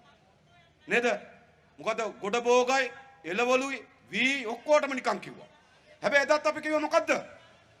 එදත් අපි කිව්වේ ක්‍රමානුකූලව රසායනික යෙදුම් අවම කරමින් නියම ව්‍යාපෘති ක්‍රියාත්මක කරමින් ගොවි ජනතාවට එක හඳුන්වා දෙමින් එම ව්‍යාපෘති බලන්න ගොවි ජනතාව එක්ක යමින් අධ්‍යාපන වැඩ ලබා දෙමින් ක්‍රමානුකූලව මේකෙන් එළියට යන්න ඕන. ගොවි ජනතාව එකඟ නම් යමු. මොකද කියන්නේ? කරන්න බැරිද ඒක? යූරියම ඕනද? නෑ එහෙම නෑ මේක වෙනස් කරන්න පුළුවන්. හැබැයි ක්‍රමානුකූල සලස්මක්. තමුන්වහන්සේලාත් එක්ක එකඟ වෙන සලස්මක්. තමුන්වහන්සේලා පිළිගන්න සලස්මක්. හැබැයි ගෝඨාභය එහෙම නෙවෙයි. මොකද කරේ? ගෝඨාභය මුළුමනින්ම යූරියා තහනම් කරා. දැන් මහ කන්නේ ටිකක් අස්වන්න ආවා. මහ පැන්නේ ටිකක් අස්වන්න ආවේ යූරියා කාබනික ගහලාද? ගෝඨගේ කාබනික අටමඟල නිසාද? එහෙනම් හංගගත්තු යූරියා ටිකක් තිබ්බ ගැහුවා. සමහර අය බුලත් පොහොර ගැහුවා. සමහර අය පොල් පොහොර ගැහුවා. සමහර අය තේ පොහොර ගැහුවා. මාතරට ගිහිලා තේ පොහොර අරන් ආවා. නේද? ගෙනාවේ නැද්ද? කුරුණෑගල ගිහිලා බුලත් පොහොර අරන් ආවා. හලාවත ගිහිලා පොහොර මොකද්ද පොල් පොහොර අරන් ආවා. අරන් ගහලා තමයි කුඹුරේ ඔය ටික වගා කරගත්තේ. එහෙම නැත්තම් මොකක් හරි මුදලාලි කෙනෙක්ගේ නේද? වහපු දොරෙන් මිටියක් ගත්ත 18 දාත් දීලා. එහෙම නෙවෙයිද? නැත්තම් මේ ගෝඨගේ අටමඟල කාබනික නිසා නෙවෙයි මේ වී ඇට ටිකවත් ආවේ. මොකද කියන්නේ? දැන් හැබැයි මොකද වෙන්නේ? යලට හේමත් නැහැ. දැන් පොහොර ලේකම් කාර්යාලය මේ යලට වගාව සැලසුම් කරලා තියෙනවා වී වගාව හෙක්ටයාර් ලක්ෂ 5ක්. හෙක්ටයාර් ලක්ෂ 5ට යූරියා මෙට්‍රික් ටන් 88000ක් ඕන කියලා ස්ථාපිත කරලා තිබෙනවා. ආණ්ඩුව කිව්වා රජයෙන් ගෙන්න පෞද්ගලික අංශය ගෙනේ කිව්වා. හැබැයි දැන් 88000ක් ඕන මේ යල් කන්නට. පෞද්ගලික අංශය ගෙනත් තියෙන්නේ 1500යි. හේලිස් ගෙනත් තියෙනවා මෙට්‍රික් ටන් 700ක්. තව සමාගමක් ගෙනත් තියෙනවා මෙට්‍රික් ටන් 800ක්. ඉතින් මොකද වෙලා තියෙන්නේ අපිට 88000ක් ඕන. දිගෙනල්ලා නැහැ. දැන් ගොයම කැපුවා. දැන් නේද? දැන් අපි මොකද කරන්නේ? දැන් අපි හාන්න පටන් ගන්නවා. වතුර දින තීන්දුව කරලා තිබෙන්නේ. සමහර නැගිනර පළාතේ වසන් සහෝදරය නේද වතුර දුන්නා. වගා කරා නැගිනර පළාතේ වගා කරා. දැන් මේ පළාතේ ගොයන් කැපෙනවා නේද? ඊට පස්සේ අපි වගා කරනවා. කො පොහොර නෑ. ඒ නිසා මොකද්ද වෙන්නේ? මහා කන්න යාන්තම් හරි චුට්ටක් බේරුණා හංගගත්තු පොහොරින්ද. නැත්තම් බුලත් පොහොරින්ද. නැත්තම් පොල් පොහොරින්ද. නැත්තම් තේ පොහොරින්ද. අද මේ යල් කන්නේට ඔක්කොම ආපස්. ඒ නිසා ගෝඨාභය රාජපක්ෂ මේ යල් කන්නේ මේ රටේ ජනතාව කන්නේ මේ රටේ පස්ද අපි යන්නේ ගෝඨාභයගෙන්. ඒ නිසා ගෝඨාභය රාජපක්ෂ මහත්තයා ඔයා නැවත ඔප්පු කරන්නේ මොකද්ද ඔප්පු කරන්නේ? ඒ පුටුවේ ඉන්න සුදුසු නැති බවත් මේ රටේ ජනතාව ඉක්මනින්ම ඔහු පළවා හැරීම සාධාරණ බවක් තමයි මේ පෙන්눔 කරමින් තිබෙන්නේ. ඒ නිසා අපි ඔහු පළවා හරින්න ඕන. ඒ නිසා අපි එම රෙස යෙදවුම් ටික හදනවා. ඊළඟ හොත කබඩා පද්ධතියක් හදනවා. අපේ එළවලු ටික ආරක්ෂා කරගන්න, අපේ පළතුරු ටික ආරක්ෂා කරගන්න හොඳ ඇසුරුම් කර්මාන්තශාලාවක් හදනවා. හොඳ වෙළඳ පොලක් හදනවා. කුසි කර්මාන්තයේ ගොවි ජනතාවගේ ඉතාමත් ලාභදායී ව්‍යාපාරයක් බවට පත් කරනවා. දීර්ඝ කාලයක් මාරුවට විවිධ ආණ්ඩු ගෙනාවා. දැන් මේක වෙනස් කරන්න ඕන. එතකොට ඉන්න තව එක්කෙනෙක් ඇවිල්ලා මේ රටේ ගොවි ජනතාව පීඩාවට පත් කරනකොට 2001 පෝරසාන ආධාරය කප්පාදු කරනකොට රනිල් වික්‍රමසිංහ ඒ ආණ්ඩුව හිටිය සජිත් ප්‍රේමදාස කටක් කැරියද? නෝ කතා නෝ සිනා. රටේ මහා පරිමාණ ඉඩම් බහුජාතික සමාගම් වලට පවරනකොට එයා ආණ්ඩුවේ හැබැයි නෑ කතා. මහා බැංකුවේ මහා මංකොල්ලේ සිද්ධ වෙනකොට ඒගොල්ලෝ ආණ්ඩුවේ නෑ කතා. හම්බන්තොට වරාය විකුණනකොට එයා ආණ්ඩුවේ නෑ කතා. නේද? එයා යාල වන උද්‍යානයේ ඇතුම් බලනවා. රැට අලිමන්තර පාඩම් කරනවා. ඔන්න පුතා. මොකද්ද කරේ? අද අලුත් වේදනාවක් ඇවිල්ලා. ගොවි ජනතාව දුක් විඳිනවා, කඳුළු ගලනවා. මට විසක් දවසක් මම දැක්ක බදුල්ල පැත්තේ රැස්වීම ගිහලා හයිය තියනවා කියලා වේදිකාවෙන් පැනලා. සිකුට්ටි මාත්‍රු තමයි හිමින් බස්සන්නේ. මේමයි ඉනිමන් වල නගිනවා පැල් රකින්න වගේ. ඒ දඬු වල ගමන් කරනවා පාලම් තියද්දි. නේද? අමුතු වර්ගේ බෝල් ගන්න ෆුට්බෝල්ද මන් දන්නේ. නේද? අලිමන්තර කියනවා. නේද? ඈ? තව මොනවද කරන්නේ මේ පැත්තේ? යටිපතුල් ලිඹිනවා. රැට මුර කරන්න ගෙදර එනවා. ස්විච් එකක් ඔබලා ගැබිනියම්ම හොඳින්ද කියලා බලනවා. කිව්ව නේද? මෙහෙම රටක් හදන්න පුළුවන්ද? නෑ මෙහෙම නෙවෙයි රටක් හදන්න ඕන. මේ රට ගොඩනැගීම සඳහා වංචාව දූෂණය නතර කරන පාලනයක් ඕන. ඒක කරන්න පුළුවන් කාටද? ඒක කරන්නේ ජාතික ජන බලවේගයේ පාලනයකින් විතරයි. වෙන කාටවත් මේ රටේ වංචාව දූෂණය නාස්‍ය නතර කරන්න බෑ. අපි හොරකම් නතර කරනවා.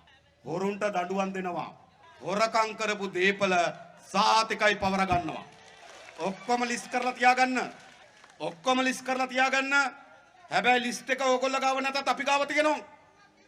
සිරන්ති රාජපක්ෂ නෝනටත්, යෝසිත රාජපක්ෂටත්, නාමල් රාජපක්ෂටත් රට පුරා ඉඩම් තියෙන තැන්, ඉඩම් වල අක්කර ප්‍රමාණය, මිලදී ගත්තු ගාන, අත්සන් කරපු නොතාරිස් ඔප්පු තිරප්පුත් එක්ක 35ක ලැයිස්තුවක් මම ගාව තියෙන මතක තබා ගන්න. මහජනගේ දේපල හොරකම් කරලා ගත්තු ඉඩම් ටොරින්ටන් වල ගෙවල් ගත්තා සිරන්ති නෝනා. මොනව කරලාද? මොන්ටිසෝරියක උගන්නලා ටොරින්ටන් වල ගෙවල් ගන්නවා. මහින්ද රාජපක්ෂ 2005 ඉඳන් මේ 2022 පෙබරවාරි වෙනකම් 2005 ඉඳන් මුළු ජනාධිපති කාලෙම පඩිය අරන්නේ විතරක් නේ පඩිය තියෙන බව අමතක වෙලා. ඔන්න ජනාධිපති සාමාන්‍ය පොලිසිය මහත්තයා නම් මාසේ පඩිය එනකන් දිනගෙනගෙන ඉන්නේ. ගුරුවරයා මාසේ පඩිය එනකන් දිනගෙනගෙන ඉන්නේ. අනිකුත් රාජ්‍ය සේවකයා මාසේ පඩිය එනකන් දිනගෙනගෙන ඉන්නේ. ජනාධිපතිවරයා අවුරුදු 15ක් පඩිය අමතක වෙලා.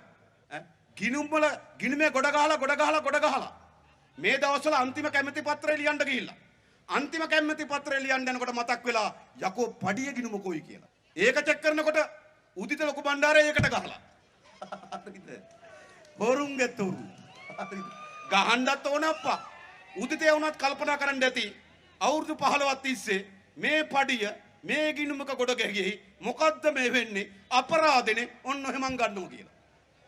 ඉතින් එහෙම නායකයෝනේ. මොන රටේ මොන ජනාධිපතිවරයාටද තමන්ගේ පඩිය අමතකුණා කියන ඉතිහාසය අහලා තියෙන්නේ. අවුරුදු 15ක් 15ක් නෙමෙයි 17ක් 2022 වෙනකම්. මොන රාජ්‍ය සේවකයකටද මාසයක් පඩිය අමතක වෙන්නේ? මොන විශ්‍රාමිකයකටද මාසයක් පඩිය අමතක වෙන්නේ? අපේ රටේ ජනාධිපතිවරයාට අවුරුදු 17ක් පඩිය අමතකයි. ඒ කියන්නේ මොකද්ද? පඩියට අමතරව ගොඩක් දේවල් තියෙනවා. ඒ තියෙන ගොඩක් දේවල් ගැන අපි දන්නවා. මතක තබා ගන්න. ඒ සියල්ල යලි පවර ගන්න පාලනයක් තමයි ජාතික ජන බලවේගය හදන්නේ. ඕක හදන්න බෑ. ඔය සිගිති කට්ටියට ඔය එන්නේ නේද? ඒගොල්ලන්ට ලොසිජර් එකක් දීලා පැත්තකට වෙලා බලන් ඉන්න කියනවා. එයාට මේක හදන්න බෑ. ඒක අපි කරනවා. ඒගොල්ලන්ට කරන්න පුළුවන්ද? කිරියල්ලට විශාල චෝදනාවක් තිබෙනවා. හයිවේ එකෙන් හොරකම් කරපු බව. ඒ කිරියල්ලගේ දුව ඒ හොරකම් කරන ගනුදෙනු වලට මැදිහත් උනායි කියලා ඇති තරමට චෝදනා තිබෙනවා. හැබැයි ඒ කිරියල්ල සජිත් විපක්ෂ නායක කිරියල්ල විපක්ෂයේ සංවිධායක. නතර කරයිද? කරන්න පුළුවන්. බෑ. ඉතින් ගෝඨාභය රාජපක්ෂ නිදහසුනේ අධිකරණයෙන්ද? නෑ ගෝඨාභය රාජපක්ෂගේ ලෝයර් අලි සබ්රි දවසක් පාර්ලිමේන්තුවේ දුක ගෝඨාභයට නඩු 35ක් තිබ්බා කිව්වා. තමුන්නාන්සලා ගමේ නඩු දෙකක් තිබ්බනම් මූණ බලන්නේ. හොරා කියලා. හැබැයි නඩු 35ක් කියපු කෙනා ජනාධිපති පුටුවේ වාඩි වුණා. වාඩි වුණාට පස්සේ ජනාධිපති වුණාට පස්සේ ඇවිල්ලා කිව්වා මොකද්ද? අධිකරණයට ඇවිල්ලා කිව්වා ලෝයර්තුමා ජනාධිපතිට විරුද්ධව නඩු කියන්න බෑ. ජනාධිපතිට මුක්තිය තියෙනවා. එහෙනම් නිදොස් කොට නිදහස්. නෑ. නඩුව වහ තබා තිබෙන්නේ. නැවත ඔය නඩුව විවෘත කරන්නේ ජාතික ජන බලවේගයේ පාලනයක් යටතේ බව මතක තබා ගන්න. ඔය බහ තබලා තියෙන නඩු ගොඩක් තියෙනවා. නඩුව බහ තබා ඇත. ෆයිල් එක වසා තබා ඇත. නීතිපති දෙපාර්තමේන්තුවේ ෆයිල් එක වසා තබා සේප්පුවට දමා නේද? ඉපි අතුරු දමා ඇත. අල්ලස්සෝ කොමිසමේ නඩු ෆයිල් බහ තබා ඇත. අපරාධ පරීක්ෂණ දෙපාර්තමේන්තුවේ නඩු ෆයිල් බහ තබා ඇත. අපිට ගොඩක් අය තියෙන බවත් කියනවා. ඒ වගේම කියනවා සහෝදරයා අපි පණ වගේ කොමාරි ටික බලා ගන්න ඕගොල්ලෝ වෙනකන් කියලා. එහෙමත් කියනෝද? හරිද? එහෙමත් කියනවා. හරිද? ඒ නිසා මේ හැම ෆයිල් එකක්ම විවෘත කරනවා. මේ අපේ රටේ අම්මා තාත්තගේ ධනය, අපේ පාසලේ ගොඩනැගිලි හදන්න තිබුණු ධනය, අපේ ඉස්කෝලේ වැසිකිලි හදන්න තිබුණු ධනය, අපේ ඉස්පිරිතාලේ බෙහෙත් පෙත්තේ වන්න තිබුණු ධනය, අපේ කුෂ්කර්මාන්තයට වතුර ටික වන්න තිබුණු ධනය, අපේ බීජ ගොවිපළ සංවර්ධනය කරන්න තිබුණු ධනය, මේ ධනය ක්‍රැච් කරගෙන තියෙනවා. ඒ ධනය යලි සියල්ල පවර ගන්න පාලනය. ඒ විතරක් නෙවෙයි. දේශපාලකයන් නාස්තිය දූෂණයෙන් පිරිච්ච දේශපාලකෙක්, නාස්තිය කියලා පැමිණි දේශපාලකයෝ, නාස්තිය නැති කරන පාලනය. ඔහු පාර්ලිමේන්තුවේ മന്ത്രിවරුන්ගේ විශ්‍රාම වැටුප අහෝසි කරනු ඇත. මොකද කියන්නේ? ඕන නැද්ද මාණ්ඩුවක්? ඕන නැද්ද මාණ්ඩුවක්? ඒ මාණ්ඩුවක් හදන්න ඕන. පාර්ලිමේන්තු മന്ത്രിවරයෙකුට ලබා දෙන වාහන බලපත්‍රය අහෝසි කරනු ඇත. මොකද කියන්නේ? ඕන නැද්ද එහෙම පාලනයක්? ඇමතිවරුන්ට කොළඹ දෙන නිලි මාස නතර කරනු ඇත. ඕන නැද්ද එහෙම පාලනයක්? ඇමතිවරුන්ගේ ගෙවල් වල ලයිට් බිල් කීයද? මෙන්න මේ ළඟදී ලයිට් බිලක් ආව කෙහෙලිය රඹුක්වැල්ල 1,20,00,000යි. කෙහෙලිය රඹුක්වැල්ල කියනවා බිල ටිකක් වැරදිලා මගේ 70 ලක්ෂයයි. ඒත් මදි දප්පා. මිනිහා පාර්ලිමේන්තුවේ ඇවිල්ලා කියන මේ බිලේ පොඩි අප්සෙට් එකක් තියෙනවා මගේ 70 ලක්ෂයයි. ඉතින් ආණ්ඩුවේ ගෙවල් වල ලයිට් බිල් 70 ලක්ෂයයි. සමහර ඇමතිවරුගේ මාසේ ලයිට් බිල් 1,20,000යි. ඔක්කොම ගෙවන්නේ ආණ්ඩුවෙන්. නතර කරන්න ඕනේ නැද්ද?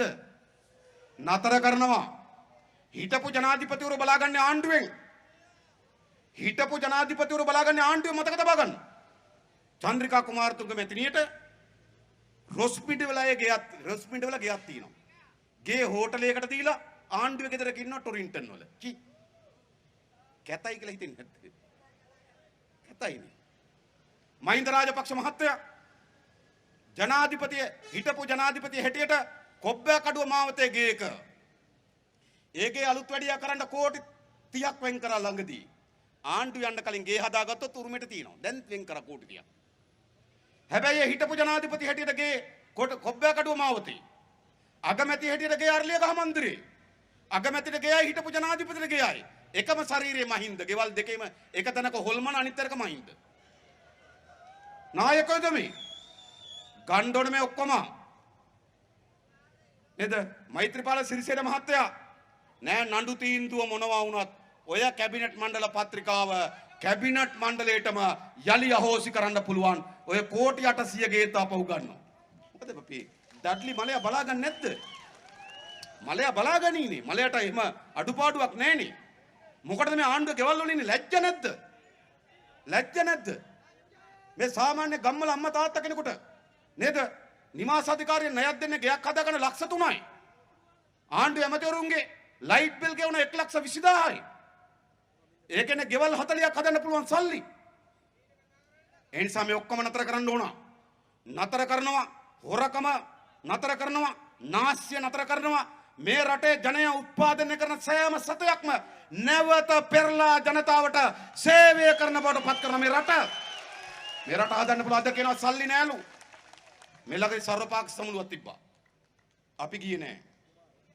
ඔය සමුළුවට කරන්න එක වැඩක් තිබ්බා කට්ටියටම කරන්න වැඩක් තිබ්බා වෙන කිසි දෙයක් ඕකට කරන්න බෑ ඔය සර්වපාක්ෂික සමුළුවට ආර්ථිකය හදනවා නම් කරන්න තිබ්බ එක දෙයයි මොකද්ද රනිල් වික්‍රමසිංහට කියන්න කිව්ව නැගිටලා මම මේ ආර්ථිකයේ පත්වී තිබෙන විපත දැකලා මේ ආර්ථික විපත්තිය මුදවා ගැනීම වෙනුවෙන් මහා බැංකුවෙන් හොරා කාපු කෝටි 1,800 මේ ඊළඟ ඒක ආදර්ශයට ගනිමින් ඊළඟට නැගිටිනවා අජිත් කුමාර් කබ්‍රාල් නැගිටලා කියනවා ඔව් ඒ ආදර්ශය උතුම් මමත් 2008 2012 කාලේ සේවක අර්සාද කරමුදලට කරලද පාඩුව කෝටි 2000යි ඒ කෝටි 2000 තමන්ගේ චෞර ව්‍යාපාරකයන් උපයාගත්තා එන ගමන් ඒක ඉල්ලගෙනවා මේ ඊළඟ කබ්‍රාල්ට කියන්න පුළුවන් ග්‍රීසියේ කඩාවැටෙන ග්‍රීසියේ බැඳුම් කරවල සල්ලි දාලා $52 මිලියන 52ක් මතක තියාගන්න පොඩි ගාණක් නෙවෙයි $52 මිලියන 52ක් රටට නැති කරා ඒ වෙනුවෙන් සමාවයි දිනවා මම ඒක ගෙවන්නම් මේ ඊළඟ කියන්න පුළුවන් ඇමරිකාවේ CIA කාර්යයක් හිරේ ගියා රුබේරු කියලා ඒ CIA කාර්යය හිරේ ගියා අවුරුදු 12කට පරීක්ෂණ කරන් යනකොට ඒ CIA කාර්යයට කබ්‍රාල් ඇමරිකන් ඩොලර් ලක්ෂ 65ක් දීලා ඇමරිකන් ඩොලර් ලක්ෂ 65ක CIA කාර්යයට දීලා මහ බැංකුවෙන් මෙන්න ඒක කියලා කබ්‍රාල් සල්ලි ටික තියෙනවා මේ සිවුඩි ඊළඟ ඒක දැකන හිටන් බැසිල්ට අප්සෙට් බැසිල් නැගිටිනවා ඔව් මමත් මෙන්න මල්වානේ ගෙදර ඔප්පුව මෙන්න ඒකේ පොල්වත්තේ ඔප්පුව විකුල්ලා භාණ්ඩාගාරයට ගන්න මෙන්න බ්‍රවුන් සිල් වල ඉඩම මෙන්න ඒකේ ඔප්පුව ලිකුරුලා භාණ්ඩාගාරයට ගන්න මෙන්න මම අරගෙන තිය දේපල ලොස් ඇන්ජලිස් වල ඒ වගේ ඔප්පු මෙන්න ඒව විකුල්ලා භාණ්ඩාගාරයට ගන්න හොඳයිනේ ඒ සල්ලි ටිකක් එනවා එතන මල්ලි නැගිට්ටාම පොඩි අයියට අප්සෙට් නැගිටින කවුද ගෝඨාභය රාජපක්ෂ කියනවා ඒක තමයි මේ විදිහට තමයි රට ගොඩ ගන්න ඕන ගොඩ ගන්න කැප වෙන්න ඕන මම ලෑස්ති මගේ අම්මා තාත්තගේ සොහන හදන්න මිලියන 35ක් ආණ්ඩුවේ සල්ලි වියදම් කරා මෙන්න මේක මගේ යාළු මිත්‍රයා වුණු නෞසාඩ්ඩ යාළු මිත්‍රයා වුණු සීනි මුදලාලිට බදු වෙනස් කරලා සීනි වලින් ලාභය ලබලා කෝටි 1,800ක් මහ භාණ්ඩාගාරයට අහිමි කරා ඒක මම එන ගමන් ඉල්ලගෙන ආවා මේ ඊට පස්සේ මොකද්ද ජනතාව මට එනකොට කිව්වා මං කෝල් එකක් අරන් කියනවා ඔයා මිග්ජානා ගැන තිබ්බේ නෑ නේද ඒකත් තියන්න කියනවා හරි ඒකත් හොඳයි නේද මිග්ජානා වලින් මිලියන 7ක් වටින ඩොලර් මිලියන 7ක් වටින මිග්ජානා ඩොලර් මිලියන 14ක් දීලා ගෙනාවේ 7ක පාඩුවක් වෙලා තියෙනවා මේන් ඒක එතකොට නේද මහින්ද මහත්තයාට බලාගෙන ඉන්න එතුම නැගිටිනවා එතුම නැගිට්ටපුවම සභාව පැය දෙකක් විතර යනවා මේ සිරිලිය ගිනුම නේද මෙන්න යෝසිතගේක මෙන්න නේද මේ දෙහිවල ඉඩම් මෙන්න සුනාමිය ඔක්කොම දීගෙන යනවා දීගෙන යනකොට පුරවැසියගේ ඔළුව ඇඳ වියල වැදිලා නැගිටිනවා බලනකොට හීනය හරිද බලනකොට හීනය දුප්පත් භාවයේ වියගසේ ගැට ගහලා 70 74 අවුරුද්දක් දක්කපු ජනතාව. අන්නේ ජනතාව තමයි මේ ආණ්ඩුව හැදුවේ. ඒ ජනතාව තමයි මේ ආණ්ඩුව හදලා කිරිබත් කෑවේ. ඒ ජනතාව තමයි මේ ආණ්ඩුව හදලා රතිඥපත්තු කරේ. ඇයි ඒ? තමන්ගේ ප්‍රශ්න විසඳයි. තමන්ගේ ගැටලු විසඳයි. තමන්ගේ දරුවන්ට අනාගතයක් හදයි කියලා බලාපොරොත්තු වෙමින්. හැබැයි ඒ කිසි අරමුණක් ඉටු කරලා දෙන්න බැරි වුණු පාලකයෝ.